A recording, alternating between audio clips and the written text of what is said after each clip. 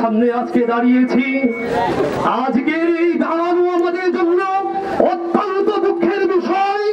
গোটা মুসলিম উম্মার মধ্যে মুসলিম সংখ্যালঘু কমতি নেই, কিন্তু গোটা মুসলিম বিশ্বের মধ্যে শুধু ফিলিস্তিন নয়, বিশ্বের বিভিন্ন প্রান্তরে আমার মুসলিম ভাই, আমার মুসলিম বোন, আমার মুসলিম শিশু অকাতরে নির্যাতনে নিষ্পেষিত নির্যাতিত হচ্ছে। পরিষ্কার কথা, পরিষ্কার কথা, আমরা মুসলমান বাংলাদেশে যদি অবস্থান করছি, যদি আমাদের সীমানা পার্শ্ববর্তী সীমানা হতো, অবশ্যই আমরা জিহাদে অংশগ্রহণ করতাম। সাল্লাল্লাহু আলাইহি ওয়াসাল্লাম পরিষ্কার বলেছেন, মুসলিম মুসলমানের ভাই, এইটা আমরা শুধু এক অঙ্গের মতো ভাই, বন্ধুত্বের ভাই নয়, বন্ধুত্বের ভাই নয়, আত্মীয়তার ভাই নয়, এক অঙ্গের ভাই। এই জন্য আমরা আপনাদের প্রতি উদাত্ত আহ্বান রাখবো, সর্বক্ষেত্রে আমরা ফিলিস্তিনি মুসলমানদের সহযোগিতা করার জন্য সর্বাত্মক চেষ্টা চালাবো। আল্লাহ আমাদের সকলকে তৌফিক দান করেন। এরপর যে সংক্ষিপ্ত দুটি কথা বলবেন কাজীবাড়ি মসজিদের সম্মানিত ইমাম মুফতি মুফতি দ্বীন ইসলাম দামাত বরকাত।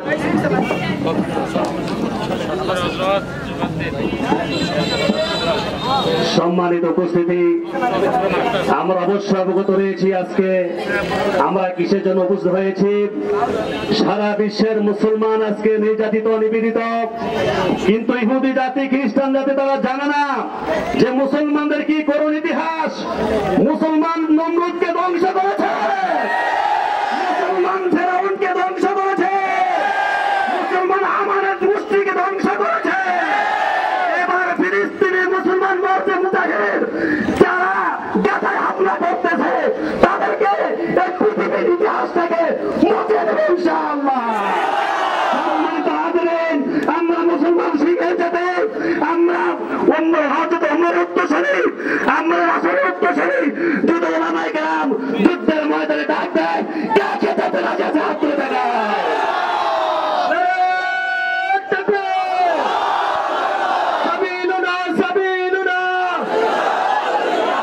এরপর যে আপনাদের সামনে সংক্ষিপ্ত কথা বলবেন মুফতি উবাইদুল্লাহ মাহমুদ শহীদ মসজিদের সম্মানিত ইমাম ও খতিব।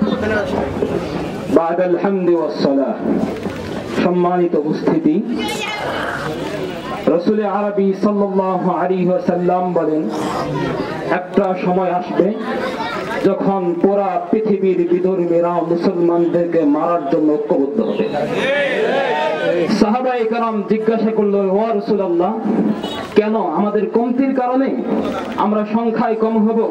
রাসূল আরবি সাল্লাল্লাহু আলাইহি ওয়াসাল্লাম বললেন, না। কেন হবে সেটা? রাসূল আরবি হাদিসের শেষ অংশ বলি, রাসূল আরবি সাল্লাল্লাহু আলাইহি ওয়াসাল্লাম বলেন, সেদিন তোমাদের উপরে এত বিপর্যয় নেমে আসবে, তোমাদেরকে গণহত্যা করা হবে, তোমাদেরকে নির্যাতন নিপীড়িত হতে হবে। কেন? সেটা হচ্ছে দুনিয়ার ভালোবাসা মৃত্যুকে অপছন্দ করা। তাই আসুন, আজকে আমাদের সমস্যার সমাধান হবে দুটা জিনিসের মাধ্যমে। এক, দুনিয়াকে ভালোবাসা ছেড়ে দিতে হবে, মৃত্যুকে আলিঙ্গন করতে হবে, তাহলে আগামীর পৃথিবী আমরা জয় করব। এখন যে সংক্ষিপ্ত কথা বলবেন মুফতি ইসমাইল দামাত বরকাতুহু। আলহামদুলিল্লাহি ওয়া কাফা ওয়া সালামুন আলা ইবাদিহিল্লাযিনা ইসতাফা, আম্মা বা'দ। আউযু বিল্লাহি মিনাশ শাইতানির রাজীম। বিসমিল্লাহির রহমানির রহিম। ওয়া লাকুম লা তুকাতিলুনা ফি সাবিলিল্লাহ ওয়াল মুস্তাদআফুনা মিনার রিজালি ওয়ান নিসাই ওয়াল বিলদান ইয়াকুলুনা রাব্বানা আখরিজনা মিন হাযিহিল ক্বরিয়াতি যালিমি আহলুহা। সাদাকাল্লাহুল আযীম। সম্মানিত তাওহীদি জনতা, আজকে আমরা এই সময় একত্রিত হয়েছি, হয়তো এই মুহূর্তেই আমাদের গাজার বুকে ইহুদিদের শক্তিশালী বোমা বর্ষণ হচ্ছে।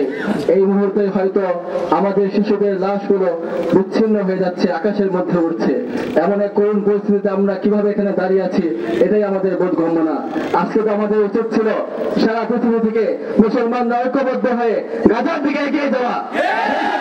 আমরা কিভাবে আমাদের জায়গার মধ্যে দাঁড়িয়ে থাকি, অথচ আমরা আমাদের পরিবার নিয়ে সুখে শান্তিতে বসবাস করার জন্য স্বপ্ন বুনছি, আর ওইদিকে আমাদের মা বোনদের রক্ত ঝরছে, আমাদের শিশুদের রক্ত ঝরছে। প্রিয় মুসলিম জনতা, আমাদের এখন চিন্তা করার সময়, আমাদের এখন ঐক্যবদ্ধ হওয়ার সময়। এই আখির জামানায় খুবই শেষ সময় আমরা অতিবাহিত করছি। এই সময়টিতে আমাদেরকে ঐক্যবদ্ধ হতে হবে এবং আমাদেরকে সেই ব্যাপারে চিন্তা ফিকির করতে হবে, চেষ্টা করতে হবে কিভাবে আমরা সেই ইমাম মাহদীর জামাতের মধ্যে আমরা একত্রিত হতে পারি। এটা আমাদের ঘরে বসে বসে শুধু কল্পনা করলে হবে না, বরং আমাদেরকে আমাদের জায়গা থেকে আমাদেরকে এরকম ধন সম্পদের মায়া ত্যাগ করে, জীবনের মায়া ত্যাগ করে আমাদেরকে অবশ্যই রাস্তায় বের হতে হবে, আল্লাহ রাস্তায় আমাদেরকে বের হতে হবে। এজন্য আমরা সকলে প্রস্তুতি গ্রহণ করি। আল্লাহ আমাদেরকে তৌফিক দান করুন, আমিন। সম্মানিত তৌহিদি জনতা, এ পর্যায়ে আপনাদের সম্মুখে সংক্ষিপ্ত কথা রাখবেন খালপাড় জামে মসজিদের সম্মানিত ইমাম ও খতিব হাবিবুর রহমান সিদ্দিকী, খালপাড় দক্ষিণ। الحمد لله رب العالمين حمد الشاكرين والصلاة والسلام على النبي الأمين وعلى آله وأصحابه أجمعين। শতবার ধিক্কারের সহিত বলছি, যে সময় গোটা মুসলিম উম্মাহরা একত্রিত হচ্ছে, এই সময় ফিলিস্তিনি এমন নির্যাতন নিপীড়ন করছে, আল্লাহ সুবহানাহু ওয়া তাআলার কাছে ফরিয়াদ করছে, আল্লাহ তাআলা যেভাবে ফেরাউনকে, নমরুদকে, হামানকে ধ্বংস করে দিয়েছে, ওই নেতানিয়াহুর সকল অঙ্গ প্রত্যঙ্গ, সকল শাখা পোশাককে আল্লাহ তাআলা ধ্বংস করে দেয়। বিশ্বের আজকে প্রায় 57টি মুসলিম কান্ট্রি রয়েছে। 57টি মুসলিম কান্ট্রির একসাথে একত্রিত হয়ে যারা রাষ্ট্রপ্রধান রয়েছে, তারা যদি ঐক্যবদ্ধ হয়ে যদি আজকে যদি স্লোগান যদি তুলতে পারত, ওই নেতানিয়াহুর মতো যত নিকৃষ্ট নেতা রয়েছে তারা দুচোখ বেয়ে পৃথিবীর দিকে তাকাতে পারত না। তাই নয়, গোটা বিশ্বের মুসলিম 57টি রাষ্ট্রের মধ্যে প্রায় 50 লক্ষ সেনাবাহিনী রয়েছে।